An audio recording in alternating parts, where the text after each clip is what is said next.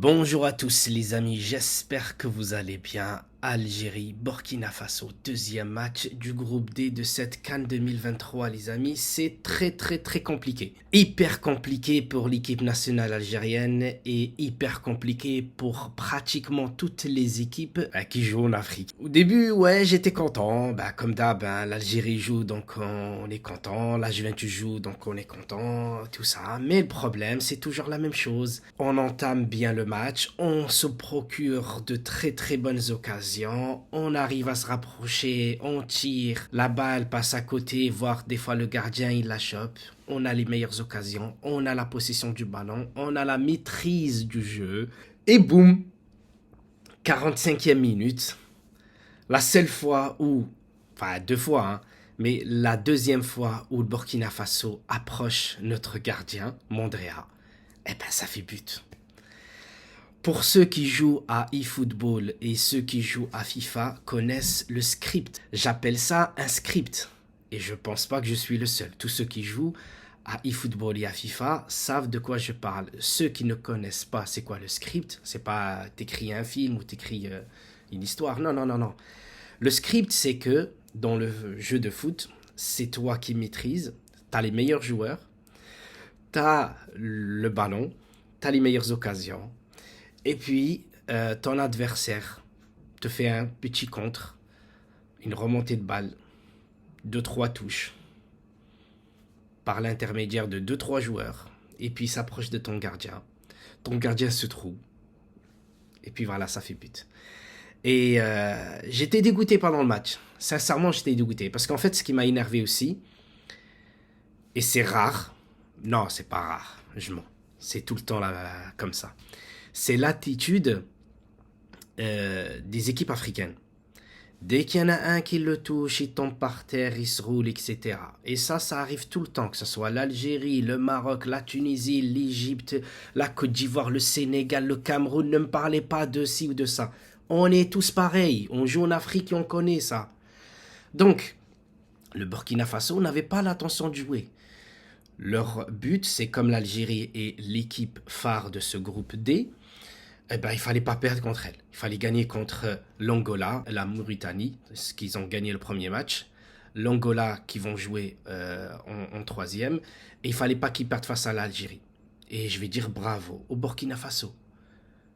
Ils ont fait 2-2. Ils auraient pu gagner avec leur manière, avec leur façon de jouer. On connaît la Juventus avec Allegri, on donne le ballon à l'adversaire, on attend, on joue en contre, on ralentit le jeu, etc. Et c'est ce qu'ils ont fait. Et ils ont presque gagné. L'Algérie, si maintenant on commence à parler de notre point fort ou notre point faible, notre point fort, c'est qu'on n'a pas lâché. Et ça, c'est quelque chose de bien. Avant, et en plus, tout le monde connaît, on a des nerfs. À peine tu touches, le mec, il se transforme. Il s'énerve, il jette des trucs, machin et tout. Vous avez vu, à la toute dernière seconde, l'autre, il est en dehors de la surface, il fait un retourné. Je sais pas pourquoi. Il pense qu'il est encore au quartier, je sais pas. Et dans cette CAN 2023 qui se déroule en Côte d'Ivoire, félicitations à la Côte d'Ivoire pour leur terrain. Et félicitations à l'arbitrage. Parce que pour une fois, en Afrique, on a les terrains, on a un très bon arbitre à chaque match. J'ai pas l'impression que j'ai été volé par l'arbitre, si ce n'est à la 86e minute. Là, la VAR ne l'a pas appelé. Et j'ai trouvé que c'est ridicule. Si à chaque fois nos adversaires tombent par terre dans la surface, penalty, etc. et tout, donc c'est comme la VAR quand elle a débuté en Italie, Delirte quand il jouait encore à la Juventus, en défense, à chaque fois qu'il touchait le ballon avec la main, il y avait penalty, etc. Et aujourd'hui, j'ai l'impression que sur ce point-là, il reste encore à vérifier parce que on aurait pu revenir au score bien plus tôt. Mais je vais pas tout le temps faire des reproches parce que l'arbitre n'a pas été ci ou n'a pas été ça. Mahrez, il n'a pas été bon. Belmadi l'a sorti. Et ça montre à Mahrez qui n'est pas indiscutable, et ça montre aussi à notre public. Parce que notre public, il croit tout le temps que Mahrez, c'est le roi, Mahrez doit jouer, mais si Mahrez n'est pas bien, oh, c'est la faute à l'entraîneur parce qu'il ne le sort jamais. Il l'a sorti. Il l'a sorti, il a fait rentrer Adamounas, Amoura, les deux, ailier gauche, ailier droit, ou milieu droit, milieu gauche, je vous dis, ça va vite. Et l'équipe n'a jamais été plus rapide qu'au moment où Ounes rentre et Amora rentre. Et là, on pourrait jouer, hein, on pourrait jouer en 4-4-2, hein, à plat, ou si vous voulez, au 4-2, au 4-2-4, si vous voulez, avec en attaque Bounedjah. Bounedjah, il a été très très bon. Il n'a jamais rien lâché, et pourtant, c'est lui qui s'est procuré ses premières occasions où tout le temps il manquait le petit truc pour que, voilà, il déclenche sa frappe. Et à chaque fois aussi, Belaïli, et il est présent avec l'Algérie. Et pourtant, il joue en Algérie. On dit, ouais, les joueurs qui jouent en Europe, c'est les meilleurs, si, c'est ça. Mais non, il faut pas. C'est pas tout le temps le cas. Parce que quand tu joues pour ton équipe nationale, peu importe où tu joues, hein, que tu joues dans la brousse ou que tu joues dans une pelouse, on passe la tondeuse tous les 5 minutes, ça change rien. Si le mec il a envie, il a envie. Hein. Si le mec il a un bon pied, il a un bon pied. Hein. Après, qu'est-ce que vous voulez que je vous dise d'autre? On a été bon. Pour moi, on a été bon. Il manquait deux, trois trucs. Et dans ce match-là, on n'a pas lâché. Parce que le premier match, on a lâché, parce que c'était la chaleur et tout. Et pourtant, là, on a joué. Pour ceux qui connaissent l'Afrique, savent au moment où il fait très très chaud, c'est tout le temps entre 11 heures du matin et 16 heures de l'après-midi, voire 17 heures. Et quand je vous dis il fait très chaud, mais vraiment, vraiment très très chaud. Et aujourd'hui, on n'a pas lâché. Moi, je retiens ça. Si ce soir, la Mauritanie fait un match nul face à l'Angola et que l'Algérie gagne le troisième match, on sera qualifié.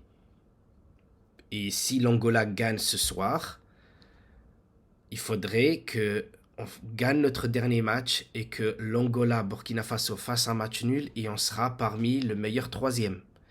Mais dans tous les cas, le troisième match, il faut le gagner au moins par 2, voire 3, 4, 5 buts d'écart. Et je dis pas ça qu'on est les meilleurs, mais je dis ça si tu veux te qualifier, le dernier match, tu dois tout donner pour te qualifier. Tu dois tout donner pour marquer le plus de buts possible. Parce que après les autres groupes, ils vont essayer aussi. Et j'aimerais aussi dire aux gens qui ne connaissent peut-être pas ou qui pensent que, oui, on se sent faible, etc. et tout, le Maroc a gagné mais parce que l'adversaire a pris un carton rouge à la 75e minute, si je ne me trompe pas. C'est dans le dernier quart d'heure que le Maroc a marqué.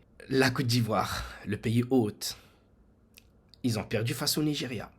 Alors que Nigeria, je ne sais plus s'ils ont perdu, ils ont fait match nul le premier match. Il n'y a que le Sénégal qui tient bien son rang. Et pour l'instant, c'est eux le grand favori. Le deuxième, pour moi, c'est le Maroc. Demi-finale de la Coupe du Monde, tu ne peux pas l'enlever. Et juste avec ça, on va voir le deuxième match. La Tunisie, ils ont perdu. L'Égypte, ils sont quasiment morts. Le Cameroun est quasiment mort. Mais on ne peut pas dire à un Africain que tu es mort. Parce que tant que mathématiquement, il n'est pas sorti, croyez-moi, l'équipe qu'on ne prête pas beaucoup attention peut y aller très très loin dans cette CAN. Et l'équipe qu'on pense que c'est elle qui va gagner, je lui dis... Méfie-toi, méfie-toi, méfie-toi parce que ce n'est jamais facile de jouer en Afrique. Peu importe que tu joues en Europe ou que tu joues en Afrique. En Afrique, je ne sais pas ce qu'ils ont, mais c'est sur le papier, tu as toujours le Maroc, grand favori, le Sénégal, grand favori, l'outsider, l'Algérie, la Côte d'Ivoire, le pays hôte qui doit absolument gagner cette CAN parce que ça fait au moins 9 ans qu'ils ne l'ont pas gagné. Et qu'est-ce qui se passe? Tu as des petites équipes qui sont là. L'Angola, qui est là, Burkina Faso, le Cap-Vert.